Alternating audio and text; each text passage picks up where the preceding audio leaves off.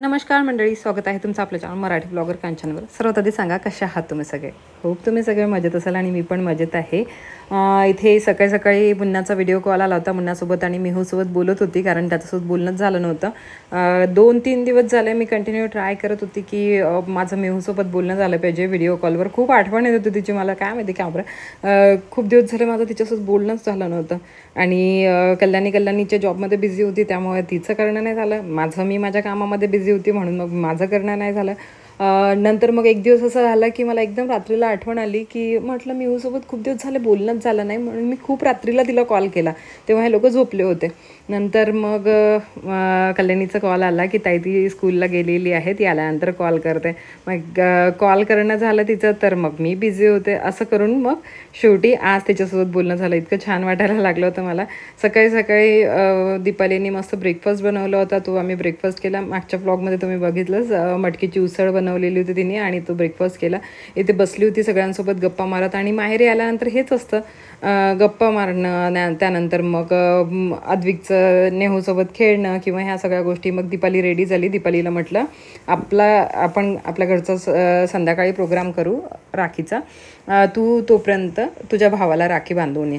म्हणून मग ती रेडी झाली आणि ती तिच्या माहेरी जायला निघाली. तोपर्यंत मग आई मला दाखवत होती की ह्या सगळ्या कोंड्या मी लावलेल्या होत्या आणि हे सगळे झाडं लावले होते. मला हे सगळे झाडं खूप आवडले होते तिच्याकडचे. म्हणजे जे आता छोटं वेल आहे ना, तो त्याला काय म्हणतात माहीत नाही, पण त्याला खूप वेगवेगळ्या कलरचे झाडं येतात, म्हणजे झाडं येतात म्हणते, फुलं येतात. तर ते खूप आवडले होते मला. मग मी आईला सांगत होते की म्हटलं माझ्यासाठी हा ठेव, हा वेगळा काढ, तो वेगळा काढ. ती बोलली तू जाताना आठवण करून देणार मी तुला, तुझं सगळं घेऊन जाशील. तर ह्या सगळ्या गोष्टी. आणि इथे पाणी इतकं साचते, मी नेहमी इथे आले की टेन्शनमध्ये असते की इथे कोणी ना कोणी पळेल म्हणून. आणि त्या धाकाने मी इथे खूप हळूहळू चालते, कारण ते टाईल्स ना खूप ही आहे, स्लिपरी आहे. आणि तिथे 2-3 वेळ नेहूच पडलेली आहे. तर त्याला म्हटलं ती पहिल्यांदा टाईल्स चेंज कर. तर आता ती टाईल्स लोक चेंज करणार आहेत. आता मुहूर्त त्याचा केव्हा निघणार काय माहिती. पण मग आईला म्हटलं की हे झाड माझ्यासाठी वेगळं ठेव, ते झाड माझ्यासाठी वेगळं ठेव आणि जाताना मला देशील. तर दीपाली तेच बोलत आहे की ठीक आहे, जेवढे तुम्हाला पाहिजे तेवढे घेऊन जा. आणि ती जे झाडं आहेत ना, जे वेल तुम्हाला दाखवले, त्याला छोटे छोटे कलरफुल हे येतात, फुलं येतात. तर ती दीपाली बोलली की हे तर खूप बेश्रम आहे झाड, कुठेही लावलं तरी लागते. आणि हे झाडं बघा आईकडचे, म्हणजे आईचं एक स्वप्न होतं. आम्ही आधीच्या घरी राहत होतो ना, आजीचं जे घर आहे ना ते आमचं होतं आधी. तर मग त्या घरी जेव्हा राहत होतो त्या घरी पूर्ण पप्पांनी टाईल्स लावून दिली होती सगळीकडे. आणि मग झाडं लावायला जागाच नव्हती आम्हाला. तर त्यामुळे मग आईची एक इच्छा मनातल्या मनातच राहिली होती की या घरात मला जागाच नाही आहे झाडं लावायला. तिला खूप आवडायची झाडं लावायला. आणि ती मग दुसऱ्यांच्याकडचे झाडं बघायची ना, तर मग तिला असं वाटायचं की आपल्याकडे पण असायला पाहिजे. ती मला इकडनं तिकडनं फुलं आणायची, ती मला त्रास द्यायची की फुलं पाहिजे आपल्याला, असं पाहिजे तसं पाहिजे. आता मी तिला दाखवत होते की बघ तुझ्याकडे आता इतके फुलं आहेत, पण तुमचं देवाला वाहनं होत नाही. म्हणजे इतके असल्यानंतर काय कुठे वाहणार आहे ना, म्हणजे देवाला वाहूनही किती वाहणार ना. तर आईने मला तिथे अडी तोडून दिली, ती पिकायची होती. आणि म्हणजे रोज हार करणं होत नाही, म्हणजे पॉसिबल. आता ही लहान मुलगी पण आहे, त्यात रोज हार करणं कोणाच्याने पॉसिबल होत नाही. म्हणून मग ते झाडावरच राहतात फुलं. आणि इतके सगळे फुलं येतात. दीपाली तिकडे निघून गेली माहेरी. मग काय बनवायचं, पहिल्यांदा तर जेवायला बनवायचंच नव्हतं. म्हणजे खूप असं फुल नाश्ता झाला होता आमचा, त्यामुळे बिलकुल कोणालाच भूक नव्हती. नंतर मग सगळ्यांना भूक लागली. तर मग आई बोलली मग मी बनवून घेते. तर म्हटलं तू एक काम कर, तू पोळ्या बनव. तोपर्यंत आईने मग वांगं वगैरे भाजून घेतलं होतं. मग मी वांग्याचं भरीत बनवायला लागले. तीच बनवत होती, पण म्हटलं मी बनवते, म्हणजे गोष्टी पण होतात इथे आणि मग आपलं काम पण होते. तर आईने हे बेसनाचे लड्डू बनवले होते. आणि तुम्हाला माहिती आहे हे पुरी बनवून जे बेसनाचे लड्डू बनवतात ते मला खूप आवडतात. आईच्या हातच्या स्पेशली मला खूप आवडतात. म्हणजे सगळ्याच गोष्टी आवडतात आईच्या हातच्या, पण लड्डू माझी आई खूप छान बनवते. तर त्यामुळे मग ते लड्डू खाणं माझं सुरू होतं इकडे. आणि म्हटलं मी इथे जर जास्त खाल्ला, ऑलरेडी माझं वेट गेन झालेलं आहे आणि मी जर इथे जास्त खात बसली ना तर तशीही मी माहेरी आली की 1-2 kg गेन करून जाते. म्हटलं यावेळेला मला जास्त राहायचं पण नाही आहे आणि जास्त खायचं पण नाही आहे. आणि हो, कोणीतरी मला कॉमेंटमध्ये विचारलं होतं की दी वेट लॉससाठी काहीतरी सांग. म्हटलं आता मग मी माझंच तर वेट गेन झालेलं आहे आणि मी वेट लॉससाठी काय सांगणार तुम्हाला. म्हणजे वेट लॉससाठी मी भरपूर असं खूप असं काही सांगू शकते तुम्हाला, कारण मी weight loss, weight gain, weight loss, weight gain ह्या सगळ्या गोष्टी माझ्या सुरूच असतात. पण वेट लॉससाठी मी तेव्हाच सांगायला मला बरोबर वाटेल जेव्हा मी स्वतः तुम्हाला माझं वेट लॉस दाखवेल, माझं वेट लॉस करून दाखवेल. त्यावेळेलाच मी तुम्हाला ते सांगू शकते आणि तुम्ही ते फॉलो पण करू शकता. आताही तुम्ही फॉलो करू शकता, पण काय त्यात काहीच हे नाही आहे. स्वतःचंच जर मी वेट लॉस करू शकत नाही आहे तर मग तुम्हाला टिप्स देऊन काहीच फायदा नाही. म्हणून मी विचार केला की मी आता थोडा वेट लॉसवर लक्ष देते आणि हे करते, काय म्हणतात त्याला, नंतर मी तुमच्यासोबत टिप्स शेअर करते. तर आता हे अद्विकचं पहिल्यांदा म्हटलं लहानापासून सुरुवात करायची, म्हणून मग यांची सुरू होती रक्षाबंधन. पहिल्यांदा नेहूने अद्विकला राखी बांधली. आता नेहूला तर राखी बांधता येत नाही बरोबर, पण तिच्या मम्मीने मग त्याला बांधून दिली आणि बाकीच्या मग समजा मेहूची राखी होती ती बांधायची होती आणि ज्या कल्याणीने पाठवल्या होत्या ना त्या सगळ्या राख्या मग ती दाखवत होती आणि ते एक मग त्याला बांधणं सुरू होतं अद्विकला. लहाण्यापासून सुरुवात केली, नंतर मग कृष्णा बसला, नंतर मग गोलू बसणार होता, नंतर दीपक दादा आला तर मग दीपक दादाच बसला, दीपक दादा आणि वहिनी बसल्या.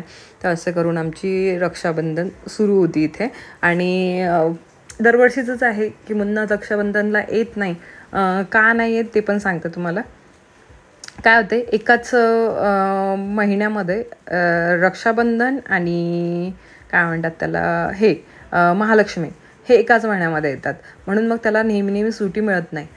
म्हणून तो रक्षाबंधनला नेहमीच येऊ शकत नाही. पण आम्ही भाऊबीज कशी साजरी करतो हे तर तुम्हाला माहितीच आहे. भाऊबीज सगळेजणं मिळून साजरी करतो आणि सगळेच प्रोग्राम आम्ही मिळून साजरे करतो. असे जेवढेही आमच्याच्याने पॉसिबल होतात ते सगळे प्रोग्राम आमचे होतातच व्यवस्थित. पण रक्षाबंधनला त्याला आम्ही खूप मिस करतो. मग त्याला सकाळी पण व्हिडिओ कॉल केला, संध्याकाळी पण व्हिडिओ कॉल केला. तो बोलला की रक्षाबंधनचा जेव्हा प्रोग्राम होणार ना त्यावेळेला मला व्हिडिओ कॉल कराल, म्हणजे असं हे होईल. मग आम्ही त्याला रक्षाबंधनच्या वेळेला व्हिडिओ कॉल केला तर तो बाहेर गेलेला होता.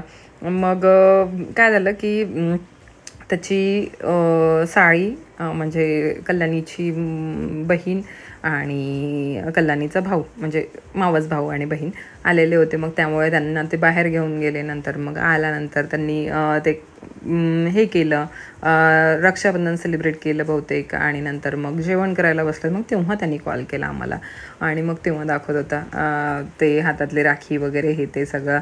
पण आम्ही खूप मिस केलं त्याला तेव्हा. म्हणजे असं असतं ना, एखादा भाऊ इथे नसला की मग त्याला आपलं मिस केलं जातं. आणि रक्षाबंधनला हेच होतं, नेहमीच होतं त्याच्यासोबत. तर यावेळेला तर सुट्टी होती, माझंही लक्ष राहिलं नाही आणि त्याचं पण लक्ष राहिलं नाही की आपण यावेळेला जायला पाहिजे, कारण सॅटर्डे संडेची सुट्टी आली होती. आणि हो, एक म्हणजे हेच लोक पहिल्यांदा इथे येणार होते अमरावतीला, पण त्यांचं यायचं कॅन्सल यासाठी झालं की मला वहिनींनी कॉल केला, मोठ्या वहिनींनी माझ्या, की मोठे बाबाचं वर्षश्राद्ध आहे म्हणून. आणि मग ते मोठे बाबाचं जे वर्षश्राद्ध आहे 10 तारखेचं होतं. 9 तारखेची रक्षाबंधन आणि 10 तारखेचं वर्षश्राद्ध. मग आई बोलली की आम्ही तिथे आल्यापेक्षा एक काम कर, तूच इकडे येऊन जा, म्हणजे दुसऱ्या दिवशी आल्यापेक्षा आदल्याच दिवशी ये, म्हणजे रक्षाबंधन पण होऊन जाते आणि दुसऱ्या दिवशीचं हे पण होऊन जाते. आणि मुलांना सुट्टी आहे सॅटर्डे संडे म्हणून. तर मग मीच विचार केला, म्हटलं हो यांची पण धावपळ होणार, मग दुसऱ्या दिवशी तर हजर राहायलाच पाहिजे त्यांना तिथे. तर म्हणून मग आम्हीच येऊन गेलो होतो. आणि तसंही ताई येणार होती, माझी मोठी बहीण तिथे बसलेली आहे सुनीताताई, ती पण आलेली होती मोठे बाबाच्या वर्षश्राद्धासाठी. तर म्हटलं आता ताईची पण भेट होते, म्हणून मग सगळेजण आम्ही एकत्र झालो इथे आणि रक्षाबंधन सेलिब्रेट करत आहोत. तर अशा प्रकारचं झालं आमचं रक्षाबंधन सेलिब्रेट. आणि तुमचं कसं झालं, काय केलं तुम्ही त्या दिवशी हे सांगाल मला कॉमेंट सेक्शनमध्ये. आमचं तर खूप छान झालं, म्हणजे आम्ही एकदम आरामात छान मस्त सगळ्या गोष्टी केल्या. ताई आली होती सकाळीच गोलूला राखी बांधायला, पण म्हटलं थांबतं त्यांनी करू आपण मस्त तिला खूप घाई असते. म्हणजे तिला असं वाटते की बस मुहूर्त सुरू झाल्याबरोबर आपण आपल्या भावांना राखी बांधून देऊ. दीपक दादाला तर तिने बांधलीच, पण गोलूला बांधायला आली तर म्हटलं थांब शांततेने आपण मस्त संध्याकाळी करू, कारण दीपाली तिला जायचं होतं तिच्या भावाकडे रक्षाबंधनसाठी, म्हणून मग ती गेली. नंतर मग ती छान आरामात आली. नंतर मग आम्ही मस्त गप्पा मारत बसलो. इथे आल्यानंतर मग असं मनसोक्त आपण छान असं बसतो. माहेरी आल्यानंतर माझं तर हेच असतं की ते तिकडे माझ्या घरी आले किंवा मग आम्ही इकडे आलो तर माझं छान मस्त खूप दिवसाच्या, मी फोनवर जास्त बोलायला हे नाही करत. फोनवर खूपच कमी बोलते मी घरच्यांसोबत, म्हणजे नाच्या बरोबरच असते माझं घरच्यांसोबत बोलणं. पण मग मी जेव्हा इथे येते ना, मग माझ्या पूर्ण जे साठवलेल्या गप्पा असतात ना त्या करणं आमचं सुरू असते. तर ह्या सगळ्या गोष्टी आहेत. आणि यांचं बघा काय सुरू होतं. म्हणजे अद्विकचं तर हेच असते, म्हणजे पहिल्यांदा तर इतका तो हे करून ठेवतो, दीदीला मी काय देऊ, मग मला माझ्याकडनं दीदीला मला हे द्यायचं आहे, मला ते द्यायचं आहे वेळेवर. तर मग काय द्यायचं आहे, मग आपण म्हणा की नाही तू पैसेच देऊन देशील तिला जे घ्यायचं आहे ते घेईल. आणि यावर्षीला माहीला ड्रेस तर घेऊन दिलाच होता, पण तिला पिअर्सिंग करायचं होतं. तर म्हणून म्हटलं अद्विककडून तुला पिअर्सिंग करून देते. तर बघू आता कसं करते ती आणि कुठे कुठे करते. तर तिला पिअर्सिंग ना 2 जागी पाहिजे होतं कानाला, जसं मी माझं हे केलेलं आहे ना, बुगडी घातलेली आहे तशा टाईपचं पण तिला पाहिजे आहे. आणि साईडला माझं जसं आहे ना तसं तिला ते पाहिजे आहे. पण आता बघू, तिला सहन झालं तर ठीक, नाहीतर एका जागेवर करून देते. नंतर मग आणखी ते सुकलं त्यानंतर मग दुसऱ्या जागेवर करू. तर असं म्हणून आता बघू, ती तर त्यासाठी मागे लागलेलीच आहे माझ्या की केव्हा चालायचं पिअर्सिंगसाठी, केव्हा चालायचं. पण मला जसा वेळ मिळाला तसा आता पिअर्सिंगसाठी जाऊ. आणि तुम्हाला लवकरच माहीच्या पिअर्सिंगचा ब्लॉग बघायला मिळणार आहे. आणि तुम्ही पण सजेस्ट करू शकता की कुठे माहीने पिअर्सिंग केली पाहिजे. तर कसं आहे, मलाही याच एजमध्ये वाटलं होतं. मी जेव्हा मध्ये पिअर्सिंग केली होती ना, एक आपण मेन जागेवर करतो कानाच्या, ती तर आपली लहान असतानाच होऊन जाते. आणि दुसरी जी मधली असते ना ती मी माहीच्या एजमध्ये असतानाच, म्हणजे 12th असताना केली होती. आणि नंतरची जी पिअर्सिंग आहे, म्हणजे जी बुगडीची आहे, ती मी दिल्लीला गेली होती तेव्हा केली होती. ती तर तुमच्यासोबत शेअर केलेलीच आहे. तर ह्या सगळ्या पिअर्सिंग माझ्या आहेत आणि त्या मला खूप छान वाटतात. आता माहीला पण ते म्हणजे या वयात राहतच शोकतो. आणखी आजचा एक किस्सा सांगते तुम्हाला. माझ्या कारमध्ये जे लिफाफे असतात त्याचं पूर्ण बंडलच होतं. मग ते कोणत्या प्रोग्रामला गेलो, ज्याच्याकडे लिफाफा नाही त्याला दिलं. असं करून करून करून करून ते बंडल पूर्ण संपलं. मग मला वाटलं आता आहेच त्यामध्ये लिफाफे, तर त्यामुळे मी लिफाफ्याचं इतकं टेन्शन घेतलं नाही. मग म्हटलं कारमध्ये जाऊन बघितलं माहीनी, तर एकच लिफाफा मिळाला. आणि तोही मधून हे झालेला होता, म्हणजे असं थोडा वाकडा करून ठेवलेला होता. तर तो एकच लिफाफा काढला आणि मग कोणाच जवळ लिफाफे नव्हते. तर असं करून मग तोच एक लिफाफा त्यामध्ये घालायचा आणि दुसऱ्यांना द्यायचं. म्हणजे ज्याला दिलेलं आहे त्यातले पैसे काढायचे, आणखी दुसऱ्याला द्यायचं, दुसरे त्यात पैसे टाकतील, आपल्या बहिणीला देतील, आणखी काढतील, आणखी घेतील, असं करणं सुरू होतं. एकाच लिफाफा आम्ही सगळीकडे पूर्ण पुरवला तो. तर हा एक किस्सा झाला. आणखी खूप काही किस्से असतात आमच्याकडे, म्हणजे जेव्हा आम्ही भेटतो ना तर असे मजाकीचे इतके, म्हणजे मी जर तुम्हाला व्हॉइसओव्हर नाही करणार ना आणि असंच ठेवणार ना तर इतकं तुम्ही कोणाचा आवाज ऐकू शकणार नाही. मी दिवाळीच्या वेळेला तुम्हाला रॉ व्हिडिओ टाकला होता, आठवते? त्यावेळेला कोणाचा आवाज कोणाला ऐकायला येत नव्हता. तुम्हाला तो रॉ व्हिडिओ जर बघायचा असेल तर मला सांगाल एखाद्या वेळेला, म्हणजे अशाच टाईपचे रॉ व्हिडिओ जर बघायचे असतील तर. म्हणजे आमचा जो आवाज आहे तो कोणाला ऐकायला येत नाही, इतका आवाज असतो आणि इतकी मजा सुरू असते आमची, इतकी मस्ती सुरू असते. आणि दिवाळीच्या वेळेला जरा जास्तच असते. दिवाळीच्या वेळेला तर इतकी मस्ती असते, म्हणून मी एक दिवस तुम्हाला रॉच व्हिडिओ टाकून दिला. म्हटलं यांना पण, तुम्हाला पण बघायला मिळालं पाहिजे की कशी आमची मस्ती सुरू असते आणि कशा आमच्या गप्पा सुरू असतात. तर इतक्या एकमेकांचं टांग खिचणं, एकमेकांच्या जुन्या आठवणी काढणं, त्या सगळ्या गोष्टी, कोणाचं मुद्दामच काही जुन्या खोरून काढणं, तर ह्या सगळ्या गोष्टी आमच्या सुरू असते. प्रत्येकाच्याच घरी असेल बहुतेक त्या. आधी आमची फॅमिली इतकी मोठी होती की सगळेजण एकत्र आल्यानंतर मग सगळ्यांच्या त्या सगळ्या गोष्टी सुरू राहायच्या. पण मग हळूहळू फॅमिली वेगवेगळी व्हायला लागली. म्हणजे आम्ही जेव्हा ह्या नाही, आप्पाचं घर जे होतं ना त्या घरी नाही, आम्ही खूप सगळ्यात पहिल्यांदा जुन्या घरी, ते जुनं घर मी पण तुम्हाला दाखवलेलं आहे आणि दीपालीनी पण तुम्हाला दाखवलेलं आहे. इंडियन मॉम कांचनवरच्या जुन्या ब्लॉगमध्ये एखाद्या मिळेल तुम्हाला ते जुनं घर बघायला.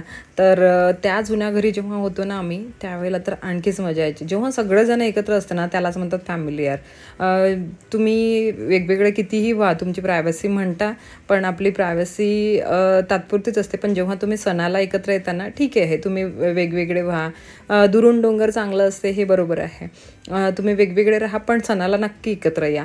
सणाचं महत्त्व तेव्हाच वाटते, सण तेव्हाच चांगला वाटतो जेव्हा सगळेजण एकत्र येऊन सण साजरा करतात. नाहीतर मग काय, आपलं धावपळ तर सुरूच असते. प्रत्येकजण या धावपळीच्या जगात सगळ्यात पुढे जाण्याचा प्रयत्न करत आहेत. आपापली एक शर्यत जिंकण्याचा प्रयत्न करत आहे. प्रत्येक वेगवेगळे ड्रीम्स आहेत ते कंप्लीट करण्याचा प्रयत्न करत आहेत. आपापल्या परीने सगळ्या गोष्टी करत आहेत. पण जेव्हा सण साजरे करतो ना तेव्हा एकत्र यायलाच पाहिजे. तर अशा प्रकारचं आता राखी मुन्ना दाखवत होता, जेवण सुरू होतं त्याचं. मग तो घरी आला तेव्हा त्यांनी कॉल केला आणि नंतर मग आम्ही त्याच्यासोबत बोललो. तोपर्यंत आमचा हा सण साजरा झाला होता, म्हणजे रक्षाबंधन साजरी झाली होती. चला मग आता इथे ज्या ब्लॉगला थांबवते. बाय बाय, टेक केअर आणि love you all. Bye guys.